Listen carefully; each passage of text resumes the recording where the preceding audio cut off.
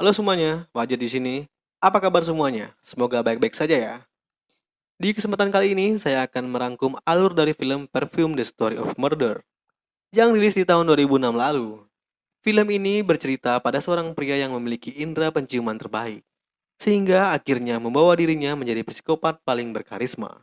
Saya sendiri sangat menyukai cerita yang ditampilkan di film ini, salah satu film favorit saya. Oke, penasaran bagaimana alurnya? Tanpa basa-basi, kita masuk ke videonya. Cerita diawali pada seorang pria yang kurus dan lumus, sedang ditarik paksa oleh penjaga penjara menuju ke sebuah balkon. Di luar sana telah banyak warga yang menunggu kehadiran pria ini. Mereka semua menghina dan mencaci ke arah pria tersebut. Akhirnya petugas membacakan vonis hukuman kepada pria itu. Diketahui pria ini bernama Jean Baptiste Grenoble. Dalam 2 hari ke depan, dia akan dijatuhi hukuman salib. Lalu dia akan dicambuk menggunakan tongkat besi dan digantung hingga mati. Entah apa yang telah dilakukan oleh Jean Baptiste sehingga dia mendapat hukuman sekeji itu. Film pun beralih scene di kota Paris tepatnya pada tahun 1738, di mana saat itu dijelaskan jika Paris bisa dikatakan memiliki pasar ikan yang sangat kumuh dan memiliki bau yang paling busuk di seluruh dunia. Terlihat di sana seorang wanita penjual ikan sedang berusaha melahirkan bayinya. Setelah bayinya itu lahir, dia secara sengaja meletakkan bayi tersebut di tanah. Diketahui itu adalah persalinannya yang kelima yang terjadi di tempat itu juga. Dia berencana akan membuang bayi tersebut bersama usus ikan ke dalam sungai. Tetapi nasib berkata lain. Di sini bayi tersebut berusaha bertahan hidup. Dengan bau-bau yang begitu busuk di tempat itu, membuat hidungnya terangsang dan membuat bayi tersebut menangis. Hal itu pun akhirnya membuat seluruh warga mengetahui aksi jahat wanita tersebut dan membuat nasib wanita itu berujung di tiang gantungan. Di hari kelahirannya, Jane telah membuat ibu kandungnya terbunuh. Jane bayi akhirnya ditempatkan pada sebuah panti asuhan Madam Gaya. Di panti asuhan tersebut, si bayi juga harus terus bertahan hidup. Dikarenakan anak-anak lainnya menganggap dirinya telah mengambil tempat mereka. Tetapi dia tetap berhasil survive. Hingga akhirnya Jean Baptiste berumur 5 tahun. Meskipun dia belum bisa berbicara, Jean terlahir memiliki indera penciuman yang sangat-sangat luar biasa. Dia sangat tertarik akan berbagai aroma, aroma kayu, daun, buah, bahkan aroma busuk sekalipun dia cium. Saking tajamnya penciumannya, Jean kecil bahkan bisa mencium aroma telur katak yang berada di bawah air. Wow! Saat Jane berumur 13 tahun, akhirnya Madam Gaya menjual Jane kepada seorang pengusaha kulit. Dikarenakan tidak ada tempat lagi buat Jane di panti asuhan. Tapi malang bagi Madam Gaya, dikarenakan uang hasil menjual Jane membuat dirinya dirampok dan harus tewas secara tragis. Di tempat barunya, Jane bekerja dengan giat dan tekun. Dia menjadi contoh yang baik di tempat tersebut. Akibat dari kerja giatnya, Jane pun dibawa bosnya untuk ikut pengiriman kulit ke kota. Dan setelah tiba di kota, Jane mendapati berbagai aroma yang belum pernah dia temukan sebelumnya. Dia tampak menikmati berbagai aroma yang ada. Dia berusaha mendapatkan pengalaman terhadap aroma sebanyak mungkin. Hingga akhirnya dia tertarik akan sebuah aroma. Aroma yang begitu wangi dari sebuah toko di ujung jalan. Di sana dia mencium aroma parfum yang sedang viral di masa itu. Parfum Amour de Psychique, karya seorang ahli parfum muda yang bernama Monsieur Pelissier. Tak lama kemudian, dia dibuat tertarik dengan aroma yang melebihi aroma parfum tersebut. Dia pun mulai mencari dari mana asal aroma tersebut. Ternyata itu adalah aroma gadis cantik membawa buah. Aroma dan kecantikan gadis tersebut sangat membuat Jane terpana, yang akhirnya terus membuat dirinya mengikuti gadis itu pulang. Dia pun mulai mendekati gadis itu secara perlahan dan menikmati aroma tubuhnya dari arah belakang. Secara tiba-tiba gadis itu pun menyadari apa yang dilakukan oleh Jane kepadanya. Dia pun terkejut dan berteriak. Jane yang panik berusaha membekap mulut gadis itu agar aksinya tidak ketahuan. Tetapi naas, gadis itu kehabisan napas karena dibekap oleh Jane. Jane pun terheran-heran akan apa yang terjadi. Dia kembali membuka seluruh pakaian gadis tersebut dan kembali mengendus aroma tubuh wanita itu. Dia sangat ingin sekali memenuhi nafsu hidungnya akan aroma gadis tersebut. Tetapi secara perlahan, gadis yang telah mati itu aromanya juga perlahan menghilang, membuat Jane terlihat begitu frustasi. Karena hal itu, di malam harinya Jane berpikir bagaimana caranya agar aroma yang sangat dia inginkan tersebut tidak kembali menghilang. Scene akhirnya beralih ke sebuah perumahan di atas jembatan. Di sana ada sebuah toko parfum yang dimana pemiliknya bernama Giuseppe Baldini. Diketahui Baldini seorang ahli parfum yang pernah berjaya di masa lalu. Dan seiring waktu berlalu, sekarang Baldini bukanlah ahli parfum yang disegani lagi. Dapat terlihat di toko parfumnya yang sepi akan pelanggan.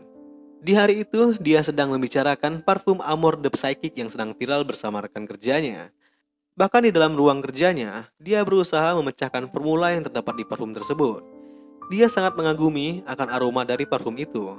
Tapi sayang, mungkin dikarenakan umurnya yang sudah tua, dia kesusahan untuk mengetahui detail formula dari parfum viral itu. Hingga di malam harinya, dia dipertemukan dengan Jane.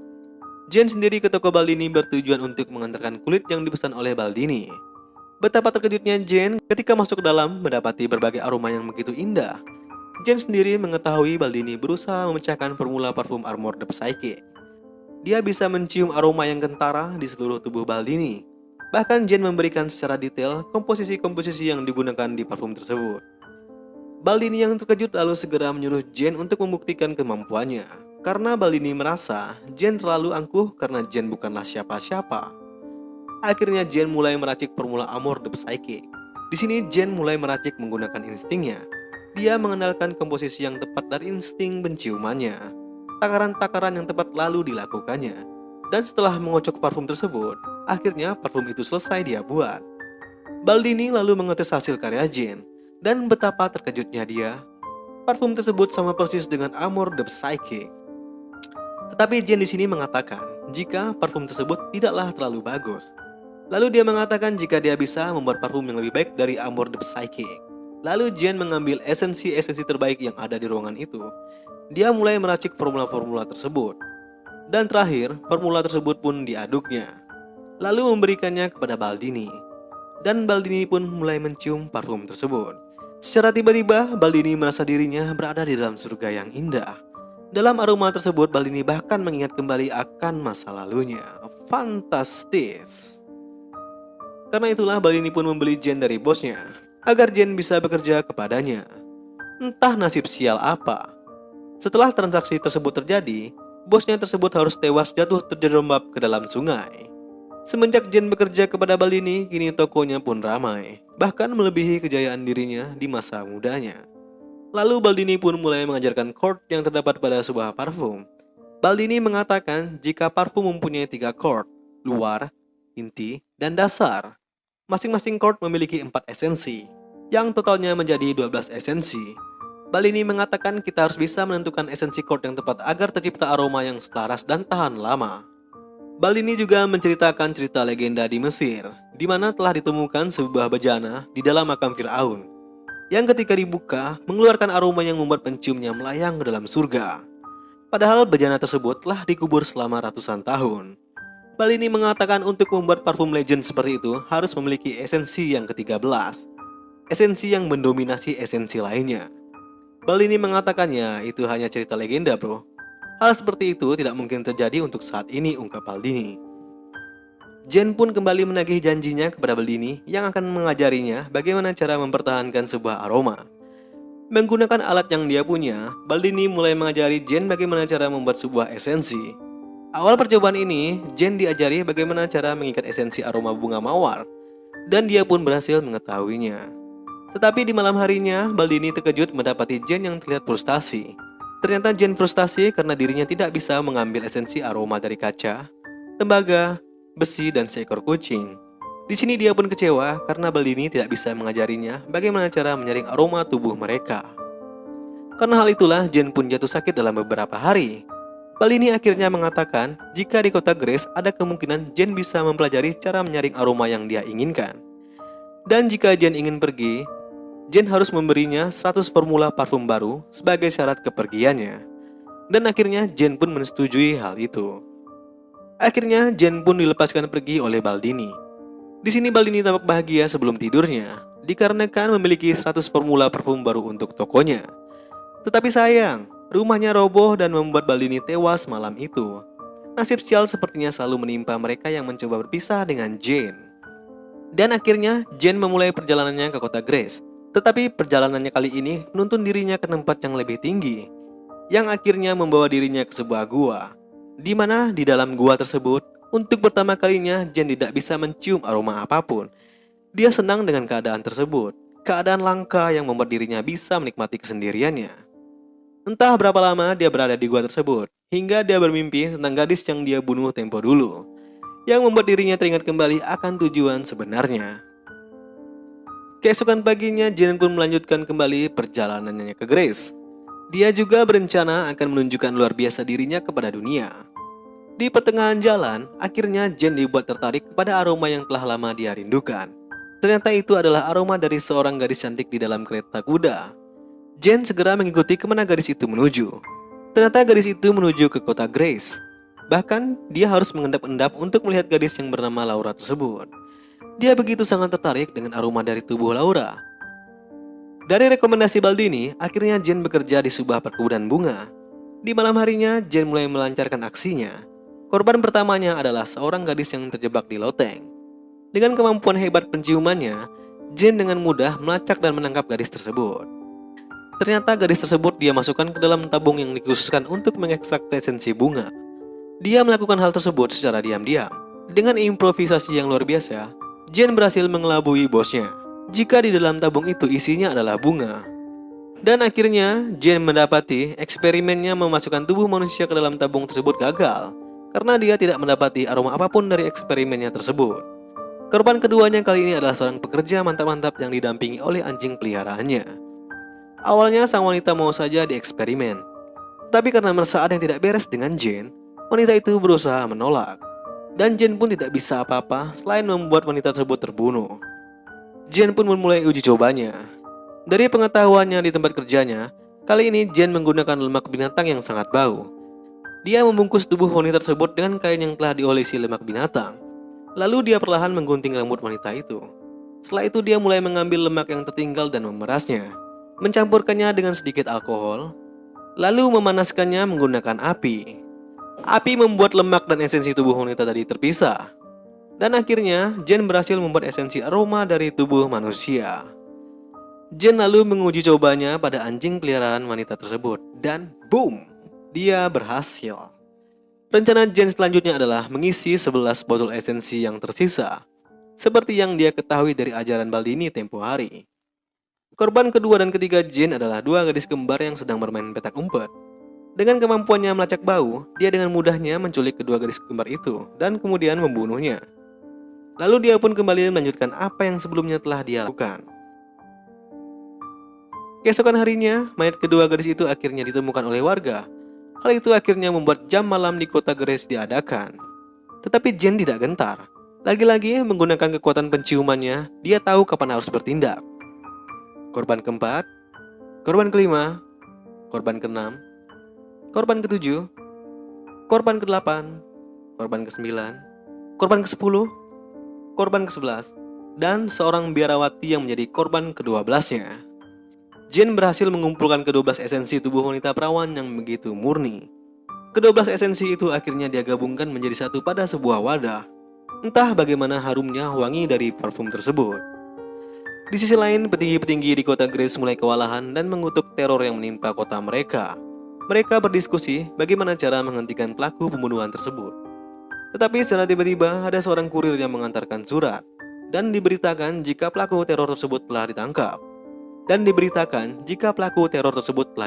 Di kota lain dan mengakui seluruh perbuatannya. Dan mereka pun bersyukur atas hal tersebut. Tapi ayah Laura menyadari jika itu bukanlah pelaku sebenarnya. Karena dari laporan tersebut sangat berbeda dengan apa yang terjadi di Grace. Di Grace, setiap korbannya adalah gadis-gadis perawan yang tidak diperkosa. Juga, gadis-gadis di Grace dibunuh dengan pukulan bukan cekikan. Lalu rambut-rambut korban dipotong secara hati-hati. Sangat berbeda dengan pelaku yang mengaku menarik rambut dan menyiksa korbannya. Ternyata Jen masih akan melanjutkan aksinya. Kali ini yang dia incar adalah Laura, gadis terbaik dari pilihan penciumannya. Jen akan menjadikan Laura sebagai esensi yang ke-13. Esensi yang akan mendominasi sekaligus menjadikan parfum sempurna yang pernah ada. Ayah Laura yang sadar pelakunya masih di luar sana, berusaha untuk menjaga anak gadisnya tersebut. Karena dia merasa anaknya tersebut yang tercantik di Grace dan memiliki potensi menjadi korban selanjutnya. Karena itulah keesokan harinya, ayahnya membawa Laura untuk pergi menjauh dari Grace. Jen yang tertidur sadar jika aroma dari Laura perlahan menjauh. Dia pun segera berlari untuk mengejar Laura. Sementara itu di sisi lain, anjing peliharaan dari gadis esensi yang pertama secara tak sengaja menemukan pakaian majikannya dari kamar Jane. Dan bos Jane pun sadar akan hal tersebut. Di sisi lain, Jane akhirnya ke tempat yang lebih tinggi untuk melacak Laura. Sungguh luar biasa. Di sini hidungnya Jane bisa mencium dan melacak posisi Laura yang berjarak ratusan kilometer jauhnya. Laura bersama ayahnya akhirnya tiba di sebuah hotel di tepi laut. Ayah Laura begitu protektif demi menjaga keselamatan putrinya. Sementara adik Grace akhirnya terbongkarlah apa yang selama ini dilakukan oleh Jane. Telah ditemukan begitu banyaknya potongan rambut serta baju-baju korban di rumahnya.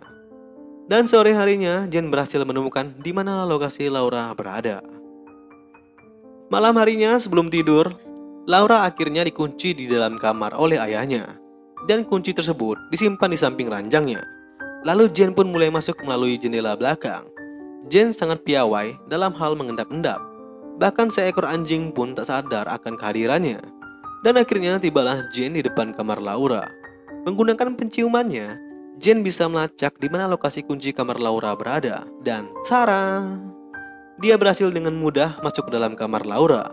Dan Jane pun terdiam menatap Laura yang begitu sangat cantik. Scene pun beralih keesokan paginya. Ayah Laura pun membuka kembali pintu kamar anaknya.